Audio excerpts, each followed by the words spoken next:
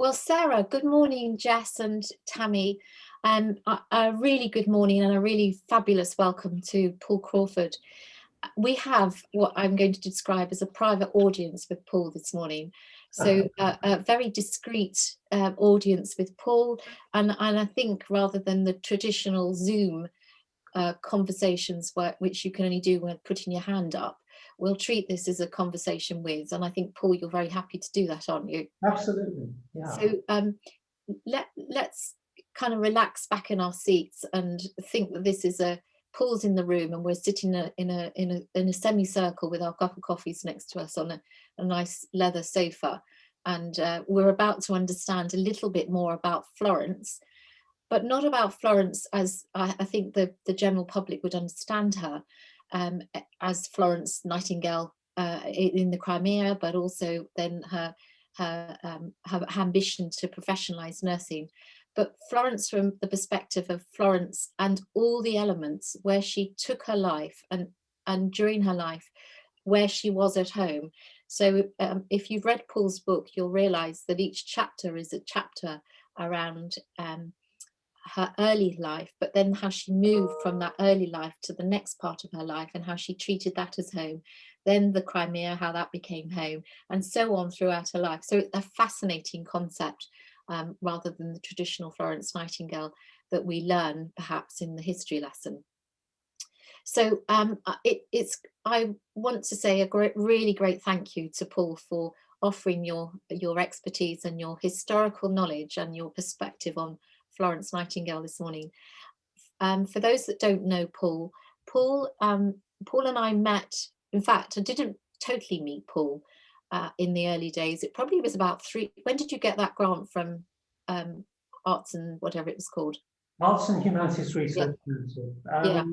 That would have been something like 2017. Okay, so that's about the time I met your team, and they came to the office in London to talk about the project that the projects that Paul was doing under the auspices of the research grant, and one of them was about this particular book called Florence Nightingale at Home. So I didn't meet Paul at that point. The next time I was about to meet him was when the exhibition that you could create a face-to-face exhibition was going to happen. We had lovely invites to that, and of course that was last year in 2020, and then it went virtual, and there we are. We had one meeting in the House of Lords when we launched the FNF Academy and the start of the bicentenary of Florence Nightingale, the International Year of the Nurse and Midwife. So Paul came to that reception, but it was a busy evening. And so apart from saying hi, we haven't really had a big chat, although you did do a fabulous presentation for our Florence Nightingale 2020 conference, which we held virtually in October. That also was meant to be a face-to-face conversation with about 4,500 nurses and midwives. But hey, we're in a different world, aren't we? So let me tell you a little bit about Paul. That's how Paul and I met. But Paul is the Professor of Health Humanities at the School of Health Sciences, and he's the director of the Centre of Social Futures at the Institute of Mental Health at the University of Nottingham. So not only has he got this amazing national reputation, but also he's an adjunct professor at the Canberra University in Australia. He's also a fellow of the Royal Society of Arts, and he has been researching all aspects of social sciences, really, particularly, and a very interesting project I think you did with the Wallace and Gromit. Yeah, what's up with everyone.com? Yes, yeah. Films for young people's mental health, which launched a few weeks ago, and universities UK are promoting this week as well for University Mental Health Day. That's great, but it's out there. Go and have a look. Amazing. So I think that the not only with the social sciences and humanities, but also the mental health link is particularly relevant.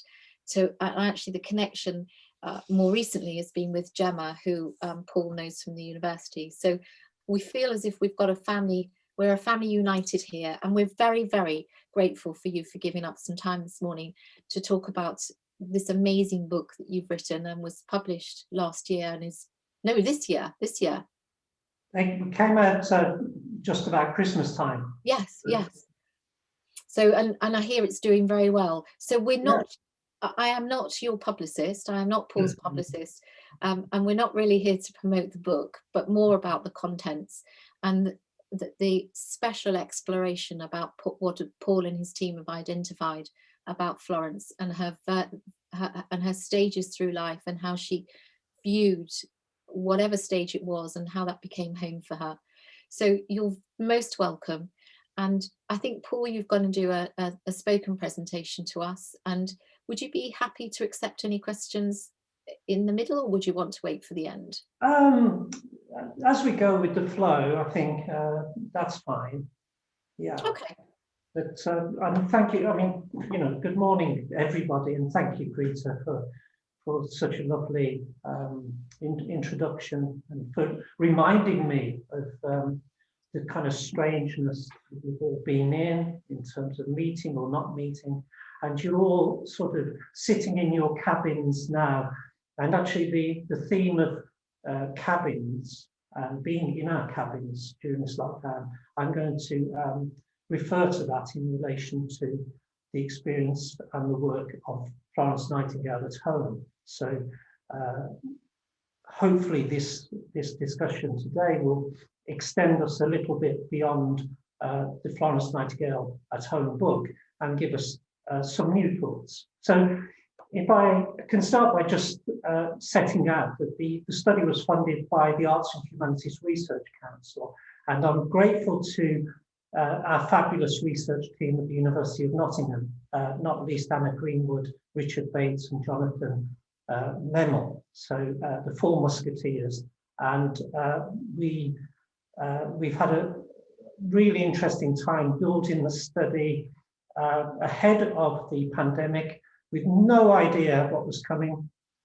And then during the bicentenary, which was disrupted by the pandemic, we actually found that looking at Florence Nightingale was probably one of the most timely things that you could do, and certainly revealed all sorts of thoughts and new reflections that I hope I'll bring through in this discussion today. Well, it's been quite a year then, to say the least, and we're here this morning in our various cabins and isolation, thinking about Nightingale, I hope, and perhaps thinking about her rather differently after this talk. So I thought this morning it would be good to bring together and to marry some of the themes from the Florence Nightingale at Home book with a second publication, which I wrote with my son, Jamie, which is out next week, Cabin Fever, Surviving Lockdown in the Coronavirus Pandemic. Now, both these books are very timely and sit together in a particular way, provoking a curious and unexpected set of reflections on the life and work of our great nursing leader, Florence Nightingale, in the context of the coronavirus pandemic and our kind of new experiences of life at home.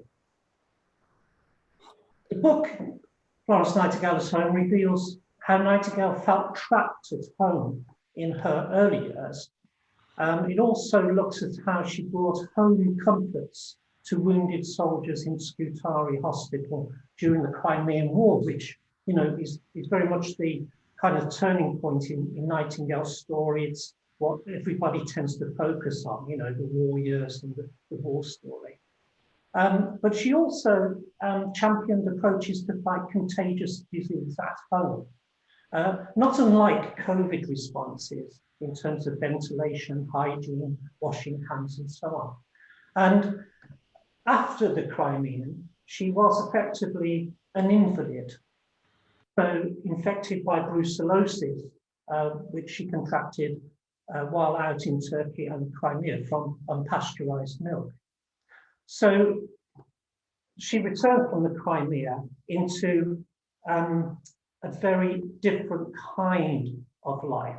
So by Christmas of 1861, Nightingale had suffered a severe attack from brucellosis that continued effectively till 1881. So a long period, around 20 years, when she was barely able to walk and effectively bedridden. So a lot of people don't actually realise just how much Nightingale was, confined and isolated in her life. Importantly, chronic pain and fatigue, which are known symptoms of brucellosis, and depression plagued Nightingale for most of the rest of her life. Yet, despite being a permanent invalid and housebound, she continued her mission transforming the health of the nation while working from home, literally from her bed or chaise longue. Indeed, most of her social reforms were achieved from home, such as pioneering the training of nurses at St Thomas's, use of statistics to advance public health, and many other initiatives, not least improving sanitation and living conditions for the poorest in society. Also, as a devoted Christian, Nightingale continued to worship at home rather than at church due to her illness, an experience that many people of different faiths will have shared at various points during the last year when prevented from public gatherings due to social distancing rules.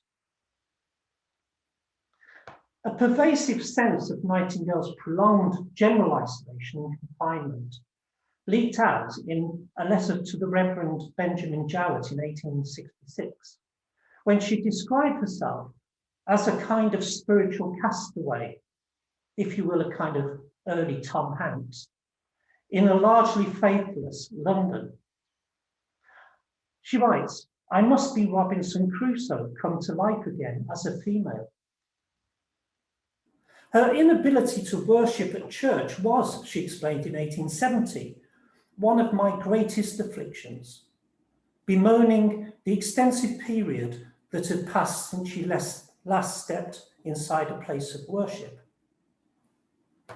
Now, sometimes Nightingale's poor physical health compromised her home-based religious observances, directed by her friend Benjamin Jowett, since the obligation to converse afterwards left her excessively tired.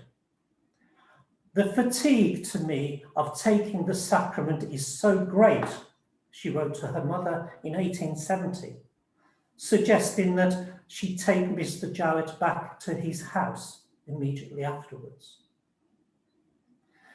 In this last year we've been experiencing, many people have been living as urban castaways on their own desert islands, experienced the greatest confinement in history, with more than 4 billion people, over half the global population, subject to complete or partial lockdowns at the height of the pandemic in 2020.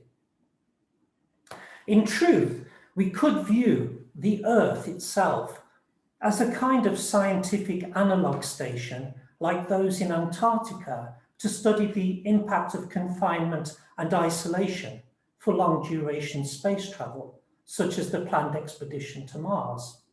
And many of us may feel we've been to that distant planet over the last year, either on our own or with a crew.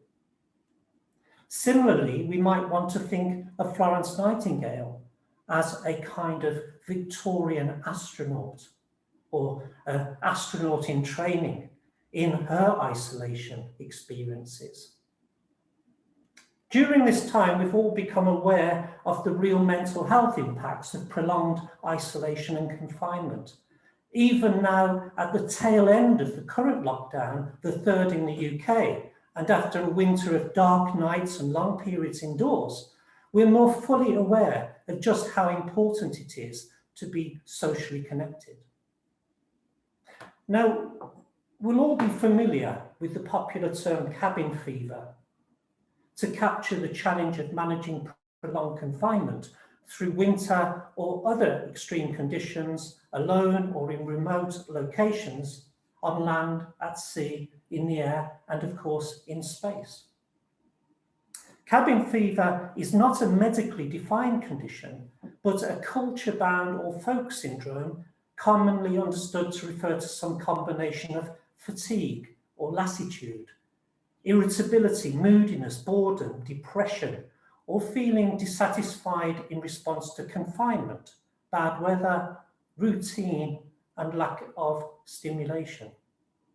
Now, we'll all know something of this after a year of coping with the dead time of lockdown, the waiting time, and the social death resulting from social distancing and feeling caged in between four walls. Until my son and I researched the topic of cabin fever during the first lockdown as a kind of shared creative survival, we didn't realise how little had been written on the topic from a cultural, historical, or mental health perspective. So we did something about it. It was only as we began writing Cabin Fever that it dawned on me how closely this inquiry pressed on and illumined the research our team conducted earlier on Florence Nightingale. It gave additional colour to the influence of the material reality and concept of home on her. So on completion of both books, I came to see Florence Nightingale more clearly as having suffered from, battled against, and surmounted the psychological challenge of cabin fever during many years living up to the Victorian ideal of rather superficial domestic entertaining, which Nightingale found wearing and boring, and the large part of her adult life as a housebound invalid. As with many people confined to their rooms with long-term debilitating illness, perhaps her bouts of depression resulted as much from this background of spatial and imaginative confinement as much as a consequence of her chronic pain and fatigue.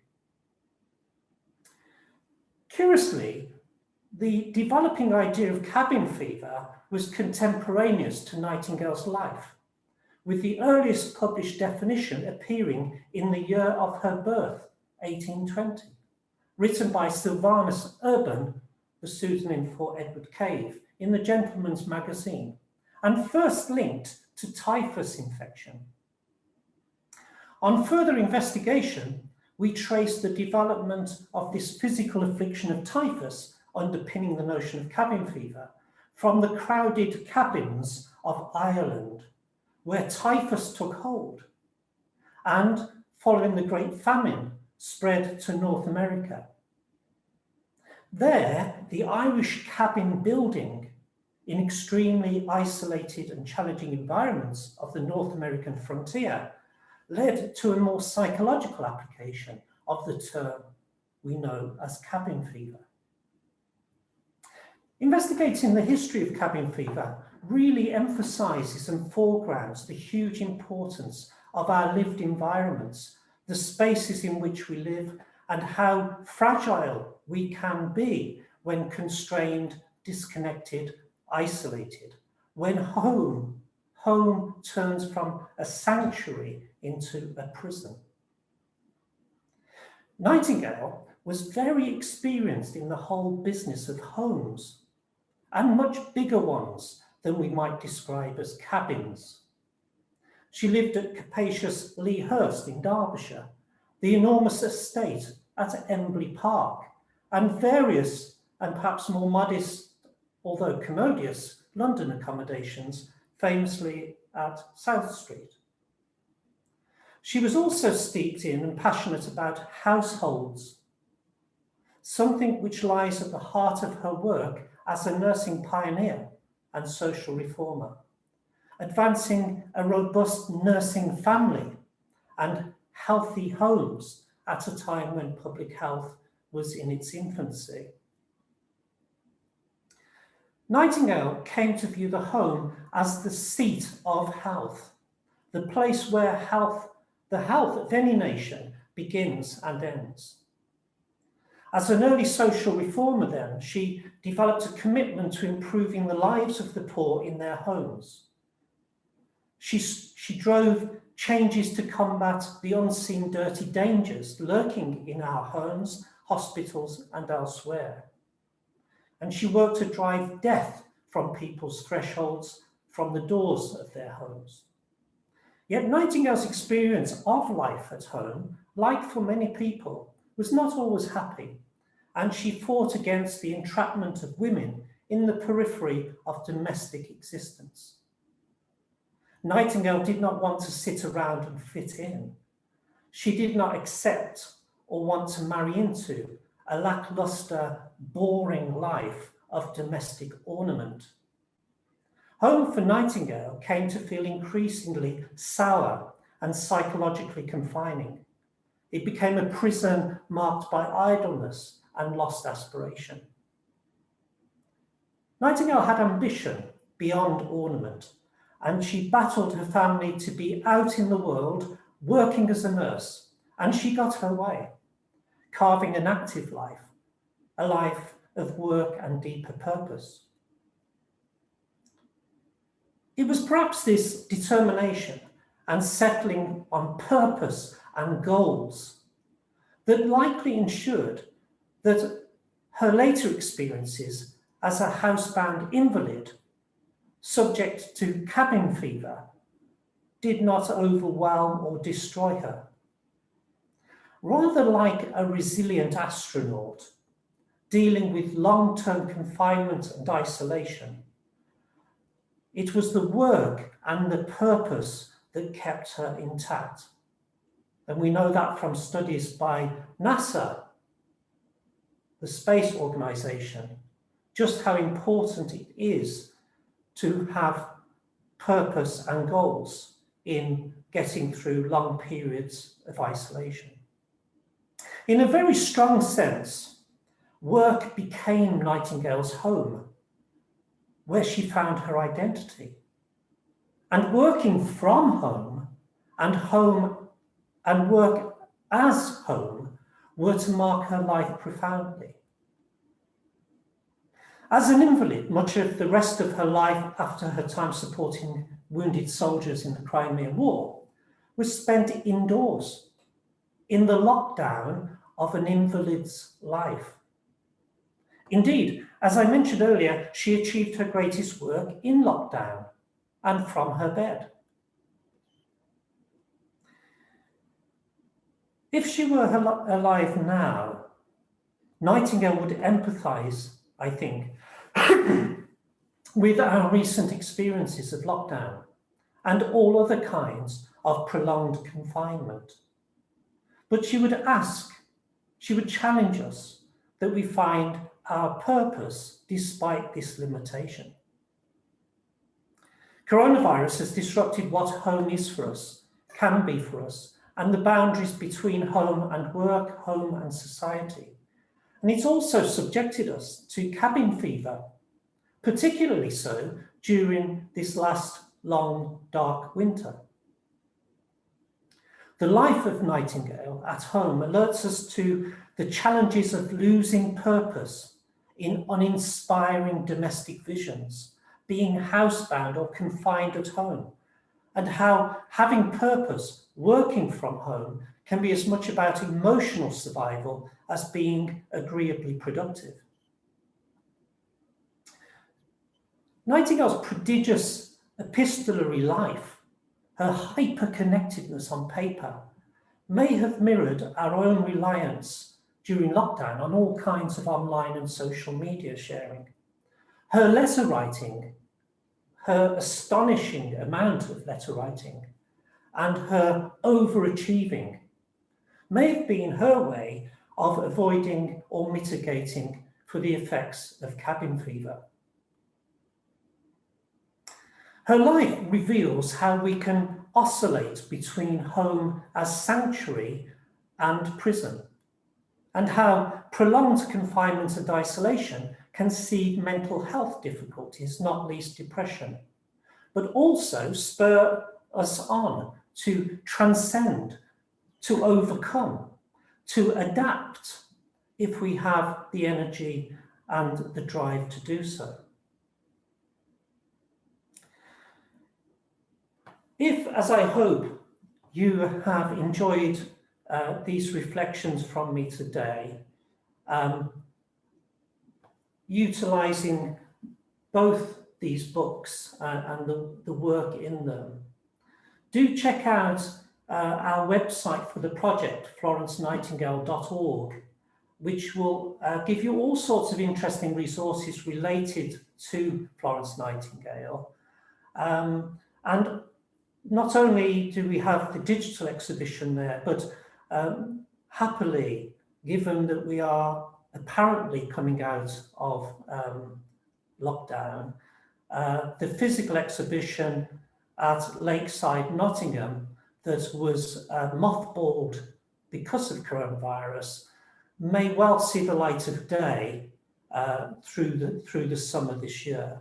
So I do hope we'll be seeing our dear friends in the Florence Nightingale family, Florence Nightingale Foundation family, and others popping up to Nottingham, coming out of your cabins, leaving your cabins, hopefully for the last time. So I hope you enjoy reading Florence Nightingale at Home and Cabin Fever, Surviving Lockdown in the Coronavirus Pandemic.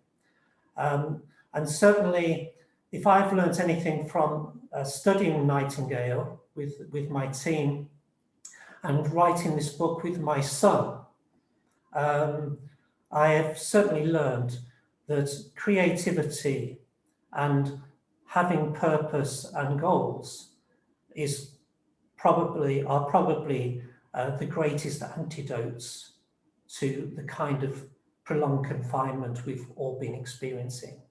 Wishing you well now, hoping we don't have another lockdown in the future, and hoping that we all recover whatever the tragedies and the traumas and the difficulties we've experienced. Thank you so much.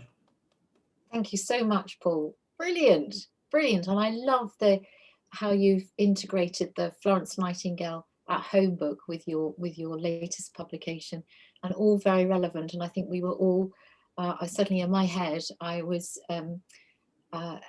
translating that into how I've personally managed the confinement and Florence.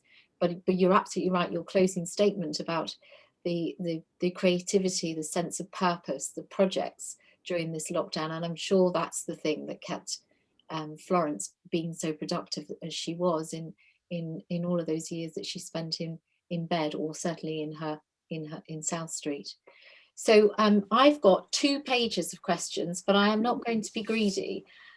So I want to open up the floor to anybody who's got particular questions of Paul, either about his current book and also the Florence Nightingale at Home book. Thank you. Thank you. I can see you all in your cabins. Yes. Hey, maybe we're all in a cabin together, and we're having to learn how to get on with each other. I mean, it's been a nightmare for some people, hasn't it? Being alone is a nightmare sometimes, but also being with other people in a confined place is also a bit of a challenge, isn't it?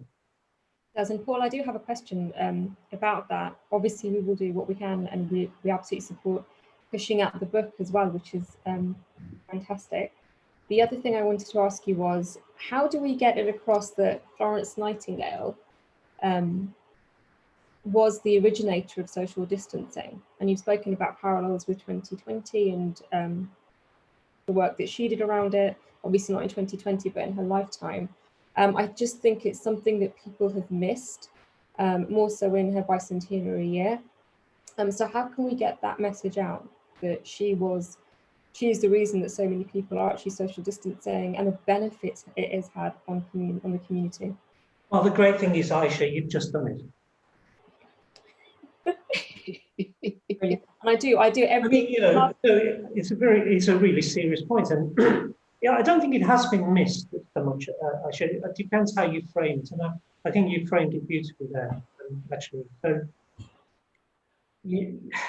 Nightingale was in a period of time when science was, starting to come to the fore, and we gained more understanding of, the tiny world, the micro world, and of course she intuitively and through experience, spotted the dirty dangers, you know, the odours and all that sort of period. And I think heuristically and, you know, reasonably brought what we normally think about in terms of household management into health and, you know, the management of health. So it's fascinating, isn't it, that in the pandemic, with all the, you know, the armamentarium of science over the period since she passed, that during the pandemic, it's Nightingale that people turn to, you know, and turn to some of the, what you might see as the basics, and as you say, about hygiene and cleanliness and social distancing. So obviously, Nightingale was in her time, and you can't allocate to her and her wisdom and her knowledge the later findings of, you know, the science. Yeah. But he was, I think Adam asked me this earlier about what's special about Nightingale. No, I did say, Adam, I did say determination, I think, you know, her determination. But you did, yeah. I would actually add to that, Aisha, and say that it's about her observation. She had, I think, astonishing skill in observation. So she was observing the world, she was taking it in, she was critical about power, she was critical about knowledge, she was critical about the whole ethics and why we're here and what are we doing to each other. And I think her determination probably sprang from her observations. And her observations led her to practical solutions and homely and home-informed solutions. But she also, even then, as much as she valued, you know, home comforts and all that kind of that compassionate side of family and homemaking and how she translated that to nursing. She was also seeing the limitations of home, the constraints of home, the emotional play for women in the home, you know, the way that the domestic entrapped. And my goodness, I mean, talking about entrapping in contemporary experience, we've had a massive surge in domestic violence during the lockdown period. And we know actually from the science and the history of cabin fever shows the correlation between prolonged confinement and irritability, aggression, and violence. And it's no surprise when you look at that research, how this period of confinement has intensified abuse scenarios. So it's been awful actually from that point of view. But we can learn a lot from Nightingale not accepting, if you like, the sugar-coated version of the world. She had all the homes you could wish for, you know. She lived in, you know, homes with more bedrooms than you need, you know, huge households, which actually were her training ground for hospitals. I mean, it was in her, you know, initiation, if you will, into household management that she would have gained so much practical understanding about the logistics of resources and things that people need. And so, I mean, she was, I guess she was the great translator of observations. Brilliant. Could I ask a question, and then I'm particularly interested, Paul, in the roots of Florence as a feminist. Yes. And, you know, all through her life, she rebelled against the social stereotype of the landed gentry, and she did not want to replicate the life of her her predecessors. And that was the thing that she pushed back with her family the whole time. As you say, there's an analogy with the fireplace, a domestic sort of hellhole. The picture of used in your book of her, the happy family around the fire with the dog curled up, and that's definitely not what she wanted to be. But I think it's kind of throughout her life, she began to realize, I think, the gamut of the woman's role in the home only served to elevate the men's position. And she didn't want to do that at all, even when she was proposed to by the lovely Richard. She, as much as they were in love, she realized that if she did marry this lovely chap, that she would only serve to elevate his position, and she didn't want to do that, so she gave up. And then you talk about her, sort of the early suffragette movement, and one of her relatives, who I didn't know at all, and I was quite intrigued about this illegitimate person that then formed the early movement of the suffrages. So can you comment a bit more about that? Yes. Yeah, so I mean, I guess you have to separate Nightingale out from a later movement, I think. Yes, yes. I'm not a historian of feminism, but perhaps, you know, Anna Greenwood on the team would take a better, more informed position than me on that. But what I would say is that, you know, whether you want to call Nightingale a feminist or a proto-feminist, or a woman who found herself in a birdcage and railed against that, and saw that, you know, the positioning, the social positioning that was happening to her and to other women around her, and decided, I'm not having any of that, and saw marriage at that time and the role of the woman in the domestic sphere as well, unacceptable, frankly. I mean, she didn't want to be an ornament, and quite right too.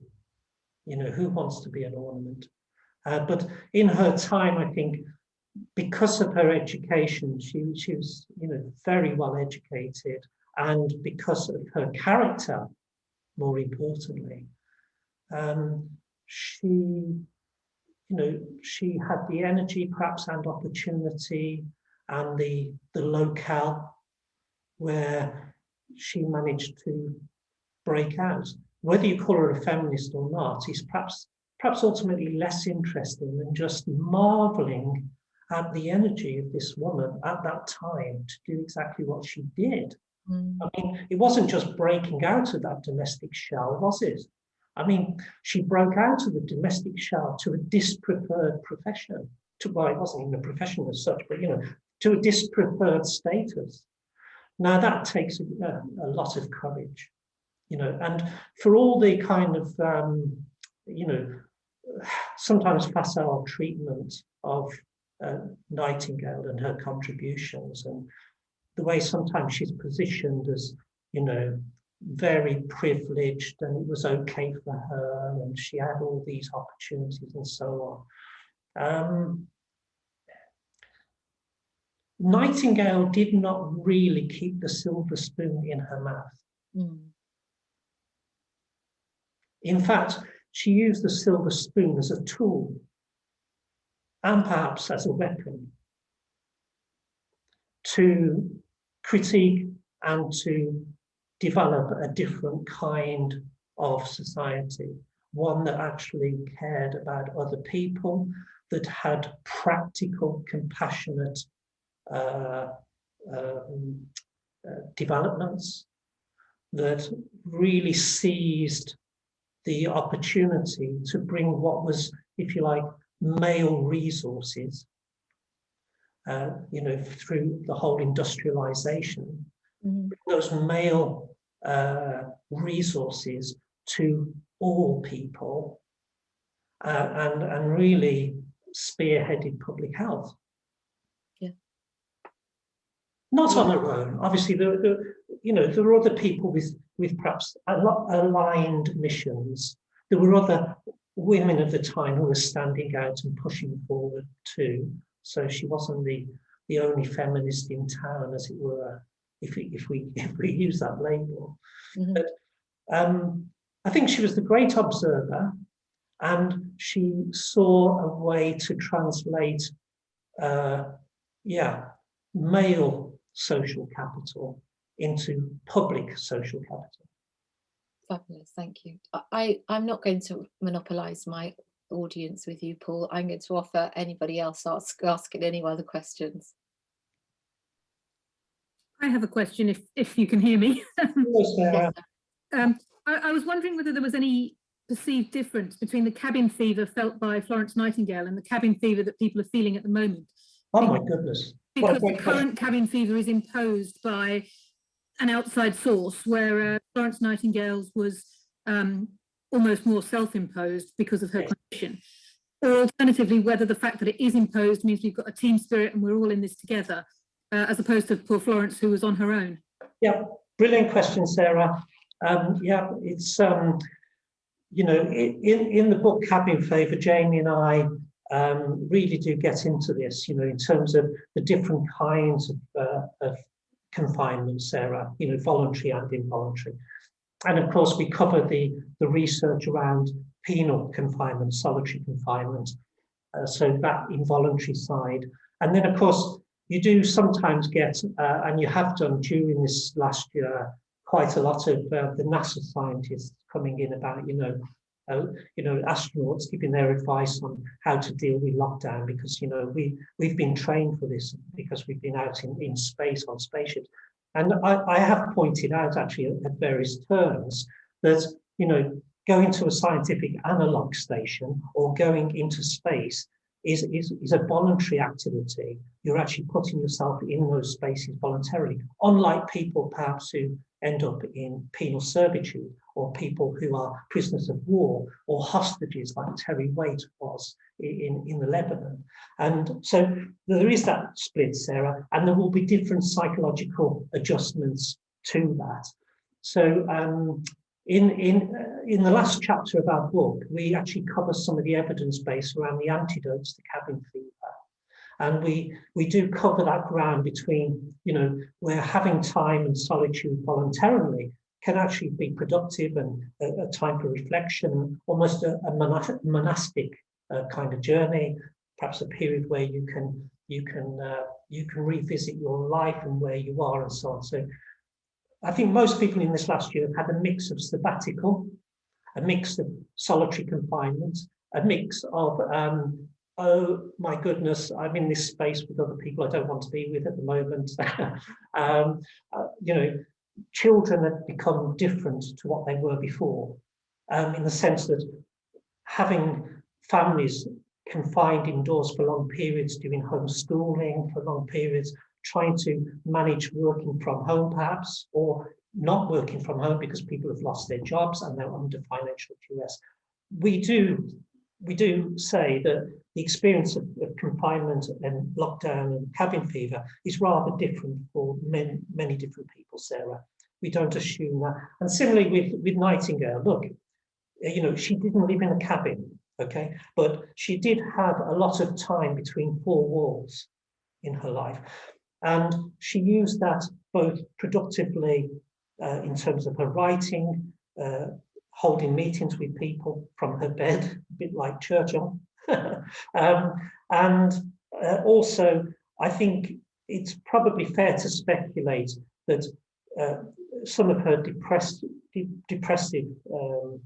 experiences probably came from some of the isolation there along the way with that, as much as perhaps her chronic pain and fatigue. So it's a mixed bag, isn't it? I've had a good year and a bad year. I don't know about you, Sarah. You're in Lichfield, is that right?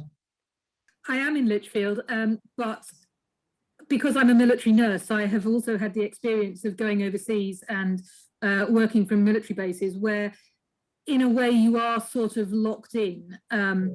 You have a bit more freedom than we've got at the moment in this country, but I almost see it as sort of almost preparation for having been in lockdown, because I've gone from a a very open society to a much more closed one, to a really closed one. How interesting is that? I mean, I often felt that when I heard about Camp Bastion, you know. I don't know if you're there, but anyway. Oh yes, been to Bastion. Okay, so you know, when you hear of that and you hear of other confining places and spaces, you know, whether they're forts or temporary establishments in the military, I think there are many contexts where we can feel hemmed in and caged in or trapped. But it is important, isn't it, to realise that different people will be faced with different journeys on this. So in this last year, just from a personal point of view, the first 6 months I was in confinement here. I've got a nice house and I have a garden. You know, a lot of my colleagues in London were in very small flats, and you know, it wasn't very nice for them. But I had 6 months on my own because my wife was stuck in Taiwan. So she was happily stuck in Taiwan, not least to escape me, of course, but I think she was happily stuck in Taiwan because they had very few cases coming in of COVID. So she was able to go to the shopping malls and everything like that. I had 6 months here in my cooking pot, you know, like an urban Tom Hanks. I even actually converted, I had a cushion adapted. So I had a print of my wife's face on the cushion on both sides. And I had my daytime Wilson, like Tom Hanks, American football Wilson when he's on Castaway. And I had my daytime one downstairs, and then I flipped the cushion over and set her next to me in bed on the night time. And that helped me enormously to break that 6 months of isolation. And then Faye returned. So the last 6 months I've had my wife with me, and I've had to have cabin fever in a marital kind of arrangement. And that's been rather different. And that has had its challenges and its joys as well. So, Sarah, it's a great question. So I wouldn't want to think that simply lockdown is like this for everyone. Everybody gets this type of cabin fever. But certainly this last lockdown has been more emphatic because we haven't all been able to go out in the gardens quite so much and have our barbecues. The dark nights have been there as well. The shortening of the day. So this last lockdown has been very sobering in the UK. And, you know, as I mentioned, it is the greatest confinement in human history, what's happened in the last year. Never before in human history has this extensive, multiple set of lockdowns happened. Half the world's population at least has been in lockdown at some point in the last year. It's astonishing. And you know, Nightingale experienced her own kind of lockdown, but she had this amazing determination to have purpose and goals. And it was that determination, I think, that meant that her life as an invalid was so incredibly productive. And it makes me think of when you wrote in the book, so during her early childhood and her early adulthood, where she pressed against, I'm not doing this, I don't want to, I'm not going to stay in the household. She longed for a room of one's own, and I've written next to it Virginia Woolf, and there she was in the latter part of her year in a room of her own. And here we are today. So it's kind of this thing has gone round and round. I mean, it's, you know, I actually, a couple of friends have accused me of you know, the whole COVID thing, you know, sort of conspiracy to fit this in with the two books, you know, the Florence Nightingale and the cabin fever. But you're quite right to note this kind of relatedness between Nightingale and space, you know, her spatial environment. And there's that wonderful Boson Cave photograph, isn't there, of Nightingale in her beautifully quilted bed in South Street. with you know, her accompaniments, you know, her various homely things within reach, including the books just behind her on the shelf and so on. And, you know, how ensconced she was in that, and how you can see almost that, you know, her attempts to create a sanctuary within the four walls. And we've all been doing this at various levels, haven't we, in this last year, trying to make sure that the prison, you know, that we go more to sanctuary than prison. But it's for some of us, we've perhaps had the resources to do that, or the good fortune. But for thousands and thousands, if not millions of people, it's been an absolute nightmare this last 12 months. So I'm aware, in writing this last book, and also in having the luxury to be able to complete that work with my colleagues on Nightingale, I'm aware of how privileged we've been and how lucky we've been, and I'm minded to how horrible it has been for some people in their cabin fever experiences, actually. Shocking times. Any other questions for Paul? I have. I hope I've uplifted you in your cabin. I've got a couple of observations that I've picked out from your book, and that is the sort of the whole of her journey through her life, and the thing that she railed against was the convention of managing the home, so home management, which her mother did extremely well, and what the Victorians were expected to do, but how she used that concept in everything that she created afterwards.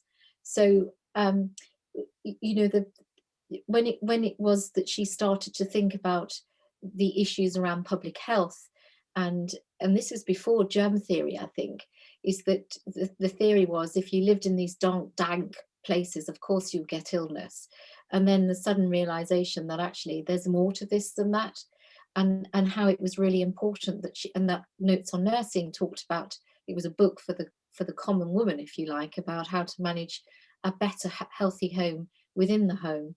And then her thoughts really that public health, so the teaching of public health to other people was something that needed to be created in a way that was understandable. And I think she wrote, what is in the book stays in the book.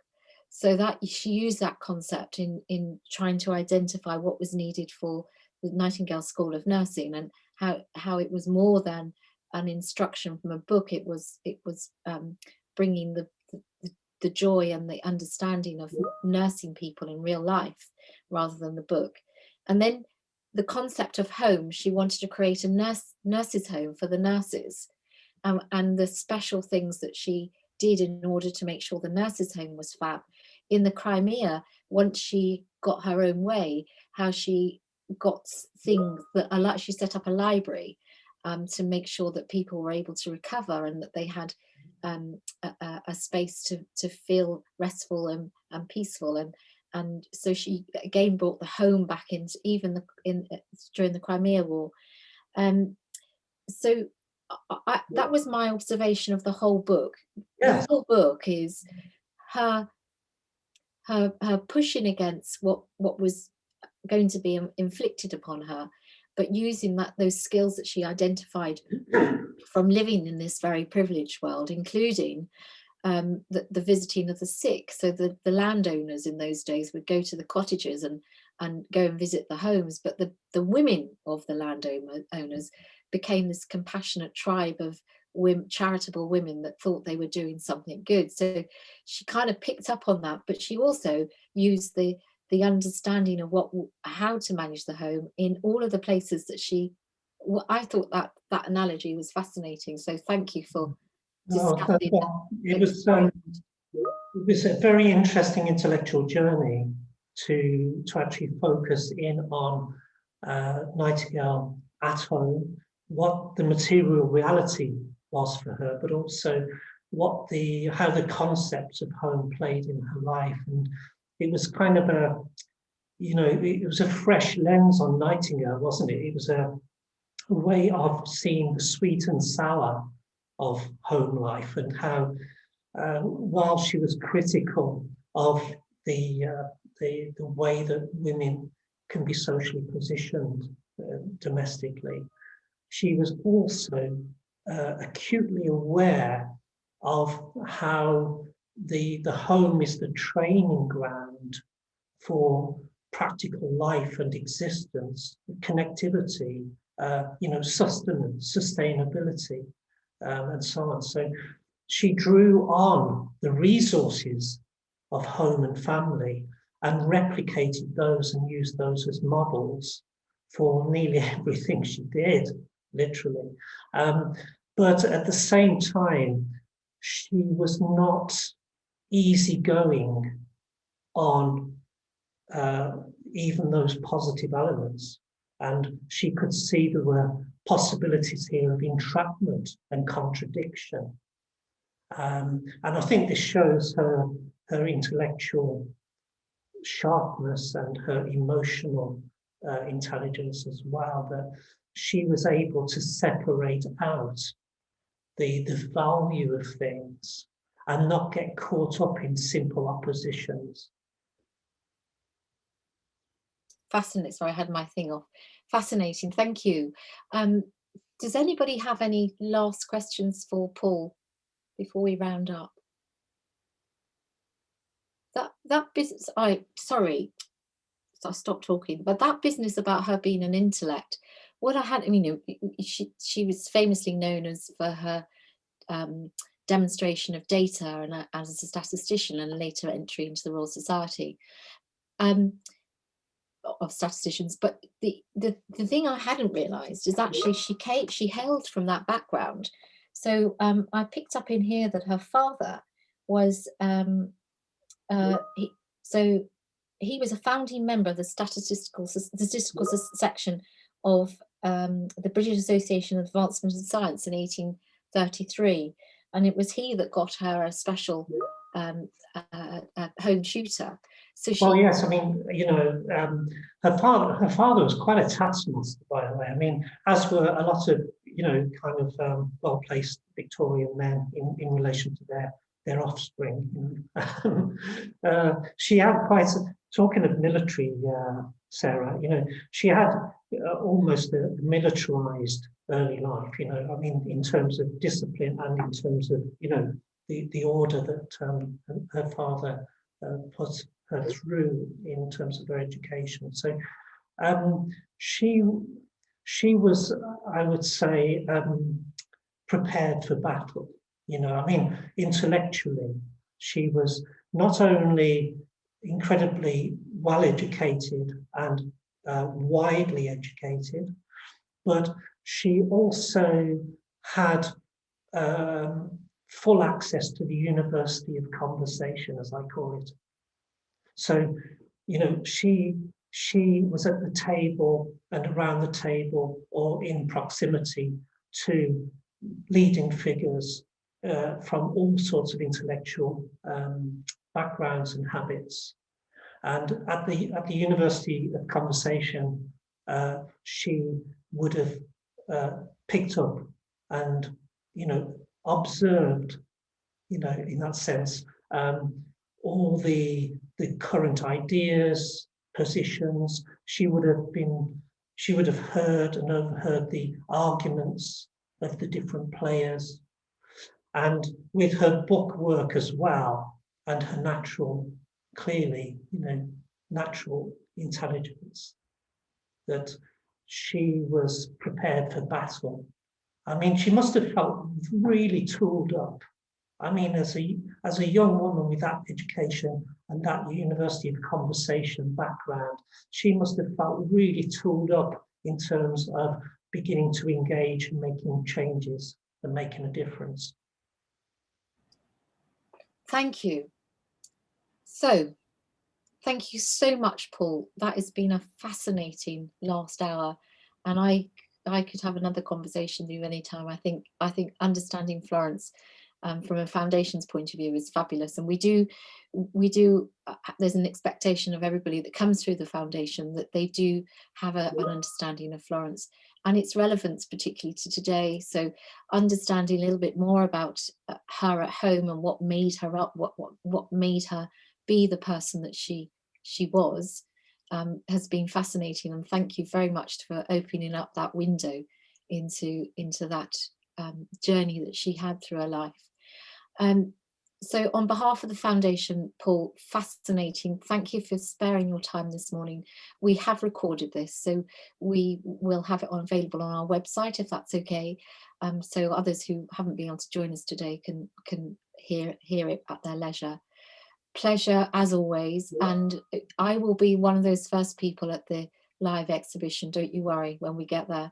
I'm thrilled that we're starting to come out of this confinement that we've all got cabin fever for, that we're starting, the daffodils are popping up, and I think that we're all feeling a slightly, as long as we don't have another surge, we're all feeling slightly a bit more awakened. So it's been a terrible confinement. We're desperate, like caged animals, to unleash ourselves from this confinement. But importantly, thank you very much once again on behalf of the foundation. Brilliant, really fascinating. Thank you. Thank you so much, Greta, and thank you everybody for joining me in the cabin. Thank you, Paul. Bye bye.